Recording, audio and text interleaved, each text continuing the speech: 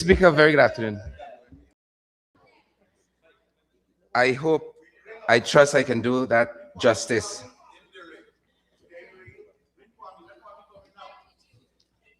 A very good afternoon to all of our colleagues on all sides of the House this afternoon. Let me start by responding to some of what Minister of Agriculture Zulfikar Mustafa said, the Honorable Member. He rattled off on a number of projects that he says that the ministry is doing. But my experience has been, unless you don't scrutinize this government here, you cannot take anything for granted that they say.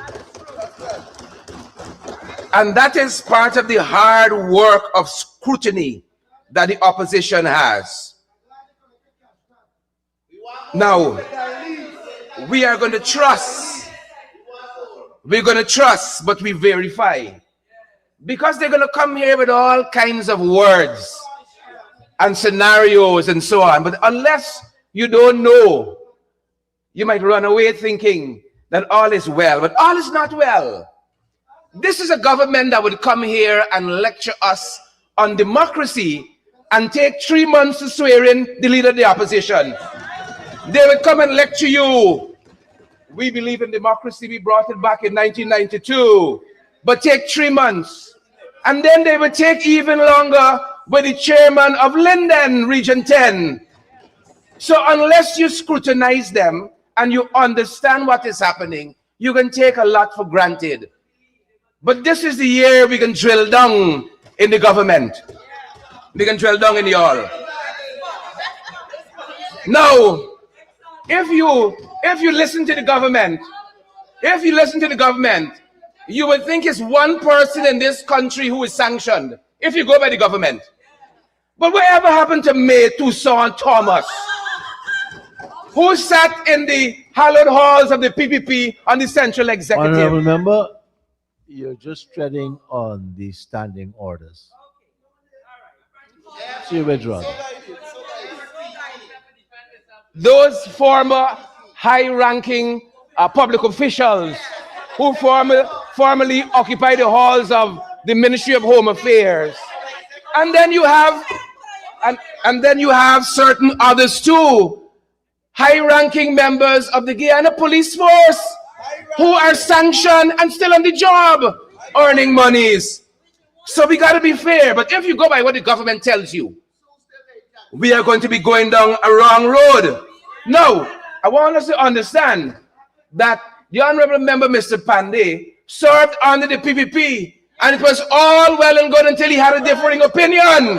And then suddenly we know that he's incompetent. Once you want to go someplace else other than the PPP, you're incompetent. So I want us to understand that as well. Big budgets must fix things in a country, not only infrastructure. All that Don has said and all the other members on this side of the House have said, big budgets must fix problems in this country, Mr. Speaker. And part of that scrutiny, Mr. Speaker, has to happen in the National Assembly through the committees that are geared to scrutinize what the government is doing. And so denying those committees from their operation is part of rolling back the democratic process in this House. Now, this is the government who will tell you about press freedom and Press Freedom Day and all we have done and how we respect the media. But they continue to lock out the media from the people's house. And Mr. Speaker, I am condemning that in the strongest possible terms, that we have sharply restricted the independent media's access from these parliamentary proceedings, Mr. Speaker. And that is a very troubling move, Mr. Speaker, and a break from democratic norms and long-standing parliamentary practice in this country. And this House must immediately, Mr. Speaker, rescind the restraints and restore full, unfettered access to all accredited media. Honorable Member, what are you restoring? Tell me. All of the media in this country, as I've said, who are accredited for accessing this House unrestricted. That is what I'm asking to be restored. And also, Mr. Speaker, I want to turn your attention, and the clock is running. Of course. Of course. No surprises there.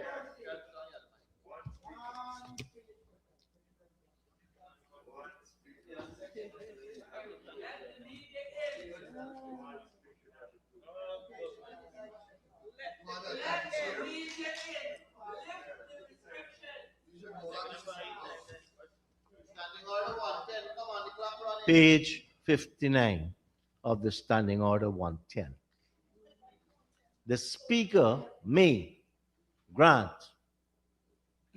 a general permission to the representative of any media to attend sittings of the Assembly under such rules as the National Assembly may make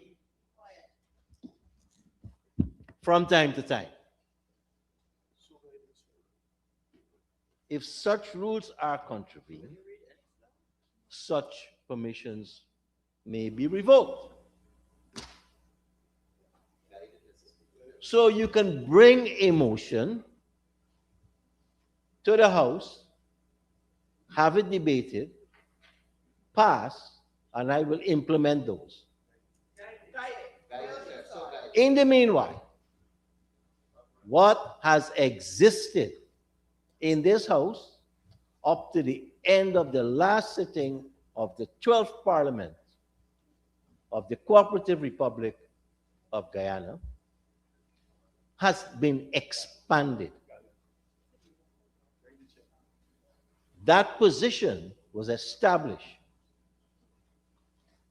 in consultation with the Guyana Press Association. So when you speak of full unfettered access to the media, be careful. I never know. And those who have been here covering for whatever time, I have been in here since 1992. A couple of us are the institutional memory of this House. Many of us sat for months and went through these standing orders. So you have an option. You can mislead persons who want to go down that road, or you can bring a motion. Until then, I will continue to ensure that the media, the private media, as well as the state media, have access. No one is being restricted from covering the proceedings of this House. We establish two positions. You have to talk to, I'm the Speaker. When the Speaker stands, Manzoor Nadir, you don't need to respect. But this position, yes. There is a station downstairs, any amount of media could go. And the Guyana Press Association decides how they rotate. So I'm going to strike what you said. I have that authority as Speaker. I'll give you 5 minutes extra. Mr. Speaker, always gracious. Mr. Speaker, I would like your take also in the standing orders on why committees have not met since Parliament resumed on the 3rd of November 2025. That being said, Mr. Speaker, the point I want to make is unless you scrutinize, that is the point I was making, and the importance of committees in the National Assembly to scrutinize, and the importance of the media in a democratic society to help in that process, we're going down the wrong road. That is a larger point I want to make. But I understand why we would go down that road, because of what is in the budget. And you don't want the opposition's voice to get out there and to make sense for the people because of what you have in the budget. It is easy to come here and to say all the nice things you say. But as I said, as part of that scrutiny process, when you go on the ground and you marry what is being said here to what is on the ground, there is a dislocation. It is divorced from reality. I was on the ground in Region 1. I was followed by the Honorable Minister of Public Works and the Honorable Minister of Amerindian Affairs. And I'm happy to have seen them following us on the ground there. They suddenly went into project inspection mode in Region 1. And I'm happy. I'm honestly happy. Because if we do meaningful and well-done projects, the people of this country benefit from it, and we all benefit from it. But the minister then passed around Hosororo Secondary School and see what we're handing over to the indigenous children in this country on a phased basis after spending $3 billion of taxpayers' money. He didn't pass there. He didn't pass and show us the Moano Stelling and the other Stelling and the one in Port Kaituma when the posts were falling down and the Stelling the falling into the river there. And unless we had brought this matter to the public attention, it would not have been where it is. He didn't show us that. He didn't show us that. Like, you know what's in the ring? So there's a lot of other things that are happening that are being glossed over in the process. And Mr. Speaker, I get the sense of when I see where the budget speech went and where the budget estimates are, that again there's a disconnect. And part of the problem is we do not have in a finance minister, well, the senior minister in the office of the president responsibility for finance, actually saying who actually goes around to see what the money he is requesting is doing in this country. That is the problem we have. They stay in their ivory towers, in their $80 million Volvo vehicles, and they pontificate while the people's money is being wasted. And that is why Dawn can tell us what is happening in Waramadong. That is why she can tell us what is happening in Karasabai with the secondary school. That is why we know what's happening in Tabachinga. But billions of dollars that are wasting away. And then you come back and you ask for billions more, and you say we're doing all this wonderful work. Lovely, Sherod, lovely. You don't go wrong. And so the honorable member comes and he tries to ridicule Mr. Cruz. He wants to tell Mr. Cruz how to be an Amerindian, Mr. Jacobs.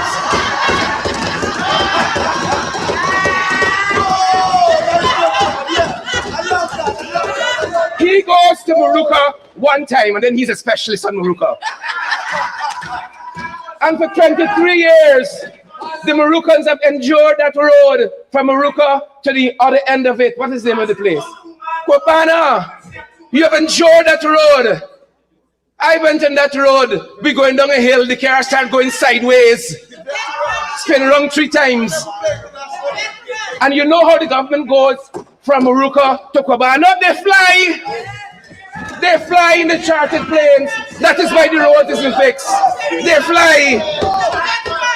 Chartered planes. And he's a veteran. Never play international cricket a day. But he's a veteran. You know why the honorable minister went and opened the Parima airstrip?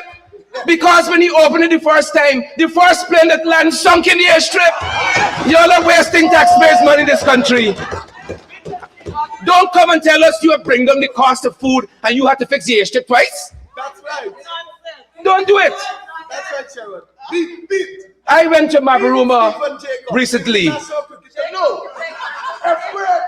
It was a special to me when I went to Mabaruma and published the photographs of the airstrip. My mother and father met in Mabaruma. You're not a veteran, you're not. A young teacher meeting a gentleman from Mabaruma. She got a little distracted. You know what? I'm here. That airstrip was not fixed since my mother and father met in Mabaruma. Wow. Until now, when that contract was issued. And you want to come here and tell us what putting people first? How many trillions have you earned since 2020 in this country? The larger point I want to make is the further out we go as a country, the deeper the decay and the neglect is. You want to tell us about fixing airstrips? Fix the one in Chinawing. How much they pay for cooking gas, Minister? In Mbamadai, $16,000 a bottle. $16,000. What we pay $4,500 the cost for. And you could tell people you only bringing on the airfare for airship that you have fixed. A shame on you, man. 5 years minus oil, Madam Teixeira. 5 years minus oil. So let us talk about that. Let us talk about that. 5 years minus oil, we did a lot. So let me talk about that. I want to come to this whole notion, the farther out we go. And as I said, and I say this with humility, if houses are built in the sector and our people can benefit from it, it's a good day for all of us as Guyanese people. Yes, that's right, that's right. Shelter is one of the most important things, and I'm certain all of us here have those aspirations of owning our own home. But ownership has gotten so difficult under this government. Mansion ownership now. I'll tell you this. Here are the numbers, the government's numbers. Some of you all don't follow anything else. Here are the government's numbers. They've claimed, they're going to put an asterisk next to everything. They've given out 53,000 allocations. They will tell you. They've made 53,000 allocations. And then they'll tell you, we've given out 25,000 titles. Bear that in mind. Because in the Honorable Minister's speech, his budget speech, he made a point, and he's right, that a title gives you the opportunity to go to the bank. And if you tell me you have given out 25,000 titles, you've allocated 53,000 house lots, how many people can go to the bank? 28,000. How many people can go to the bank in this country? And then, when you look at it, the further out you go, the worse the allocation is. Now, that's what they tell you. The Honorable Minister of American Affairs had an end of year statement. They don't give press conferences anymore because they don't like questioning. The Honorable Minister of Housing, he had a statement, a video statement. The Honorable Member, Sir Brown, said that 16,000 plus, 100 and something else, was given out in titles to the indigenous. Mind you, they said totally 25,000 titles were given out. Now, if in indigenous hinterland communities, 16,000 given out, for the other regions, how much was shared? How many were shared? And coming around to the crux of the matter, that when you see a small pool of houses looking flashy and so on, you can't even take that for granted. Because when you go on the ground and you inspect, you see the decadence and the decay. I was in 5 Miles, Bartica, quite recently. You got houses there, they can tell you, oh, we can move families in here and we've allocated it and the families have paid. The houses, they're supposed to build about 100, they've done about 20. And of the 20, all got defects. A contractor was brought in to cure defects, and that contractor has abandoned the project. He has abandoned the project there. You go to Pork Bridge in Region 9. I've been there recently. I want housing and homes for every person in this country.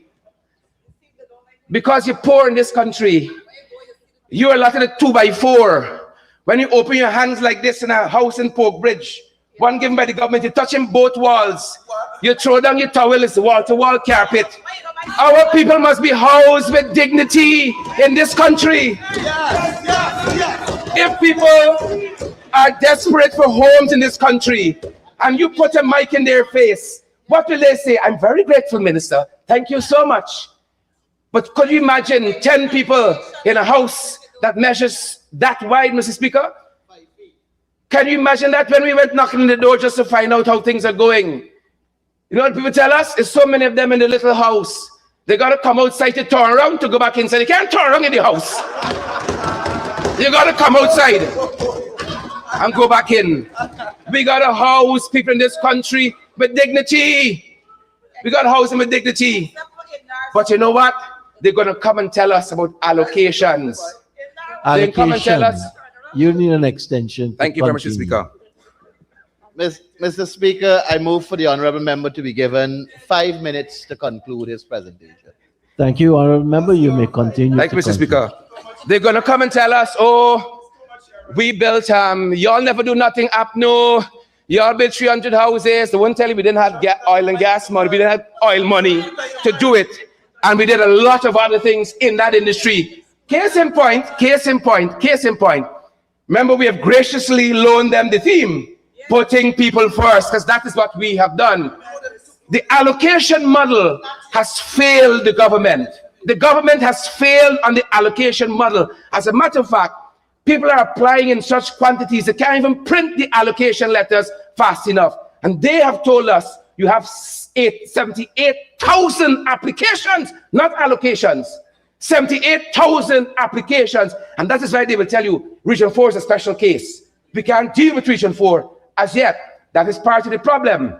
Now, on that, by that same metrics, 78,000 applications, they have only done, according to them, if you believe the numbers, put an asterisk next to it, 4,000 houses in 5 years, trillions of dollars.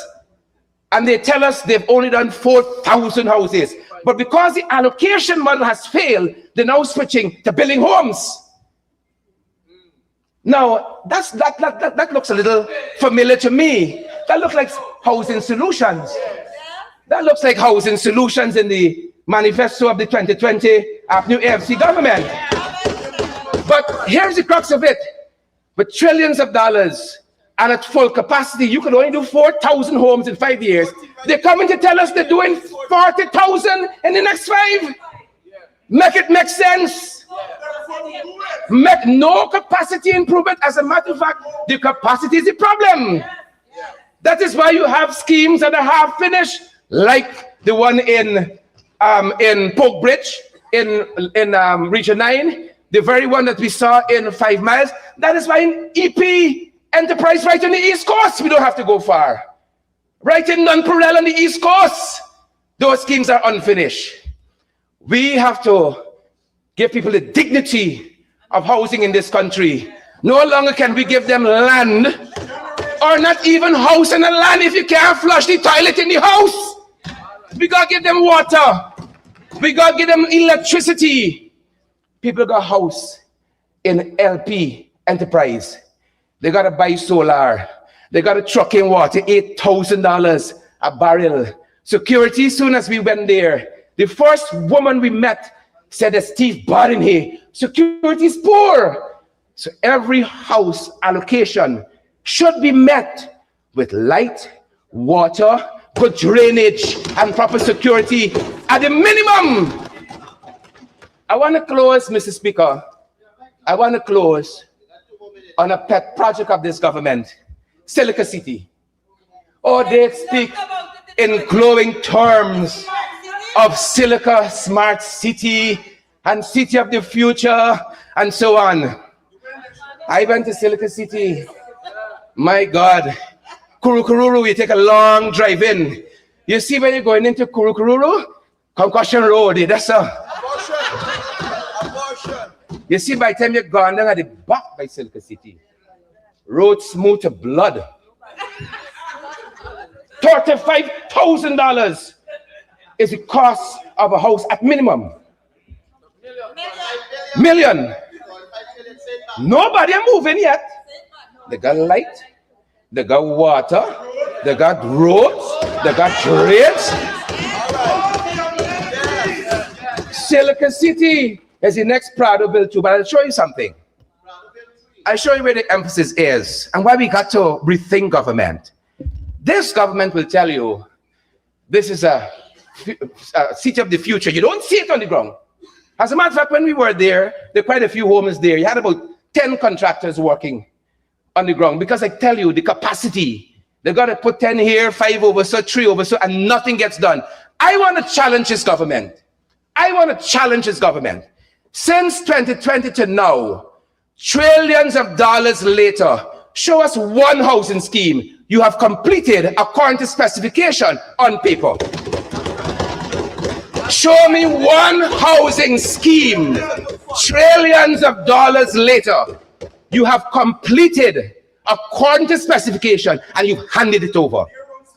Show it to us. Now, Silica City, I want to believe them with what they tell us on Silica City. How special it is. Silica City in the estimates has a minor position between two housing schemes that are ordinary. There is no special mention, there is no special write-up on Silica City, this innovative city of the future and all of that. It's a private city, but they're coming for funding in this very house here, Mr. Speaker. Security and nobody living there, right, sir? Security and nobody is living there, but people are living in Nonpareil, but it has no security. Mr. Speaker, I close. As I said, our role, I think, as legislators is not to expose for the sake of expose, but it's part of the scrutinizing process to get it right. But don't come and lecture us here like we don't know what is happening, like we don't know who got a house in Florida and who sells chocolate, and you got ministers here living in lavish mansions to rival the Ambanis of India. And they will tell you that I borrow with money. I borrow with money. But look at the houses around them. If you want to see the decadence in the case, look at the houses around them.